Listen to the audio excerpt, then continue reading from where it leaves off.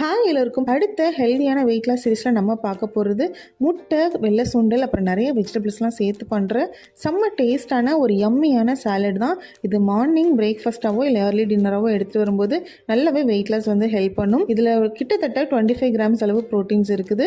எப்படி பண்ணுறதுன்னு பார்க்கலாமா? ஃபஸ்ட் ஒரு பேனில் துளியோண்டு எண்ணெய் சேர்த்துட்டு ஒரு 1/2 டீஸ்பூன் கரம் மசாலா, 1/2 டீஸ்பூன் தனி மிளகாத்தூள் சேர்த்து 1/2 கப் அளவு வெள்ளை சுண்டலை வேக வச்சுருக்கேன். அதையும் சேர்த்து லைட்டாக கலந்துக்கலாம். அடுத்து ஒரு கையளவு கேப்சிகமை ஸ்லைஸ் பண்ணி சேர்த்துருக்கேன். ஒரு பிஞ்ச் உப்பு போட்டு ஒரு 2 நிமிஷம் நல்லா சாட்டை பண்ணி எடுத்துக்கலாம். அடுத்து நம்ம முட்டையை வந்து வேக வச்சுருக்கணும். ஸோ இது ரெண்டும் ரெடி பண்ணாலே போதும். ஒரு 2 மினிட்ஸில் நம்மளோட சாலட் வந்து ரெடி பண்ணிடலாம். இப்போ வந்து பிளேட்டிங் ஸ்டார்ட் பண்ணிடலாம். ஒரு பிளேட்டில் நான் சாட்டை பண்ணி வச்சுருக்க வெள்ளை சுண்டல் சேர்த்துக்கிறேன். அடுத்து நான் 2 முட்டை எடுத்திருக்கேன். அதாவது ஒரு ஹோல் எக்கும் ஒரு எக்கோட ஒயிட் மட்டும் எடுத்திருக்கேன், பாயில் பண்ணது. அதையும் சேர்த்துக்கலாம். அடுத்து 1/2 வெள்ளரிக்காவை கட் பண்ணி சேர்த்துருக்கேன், 1/2 கேரட், கொஞ்சமாக வெங்காயம், கொஞ்சமாக தக்காளி. அடுத்து ஸ்பைசஸ்க்காக கொஞ்சமாக மிளகுத்தூள், அதுக்கப்புறமா கரம் மசாலாவை நல்லா வந்து ஸ்ப்ரிங்கிள் பண்ணி விட்டுக்கிறேன். உப்பு வந்து நான் சுண்டலுக்கு மட்டும்தான் வேக வைக்கும்போது சேர்த்துருக்கேன்.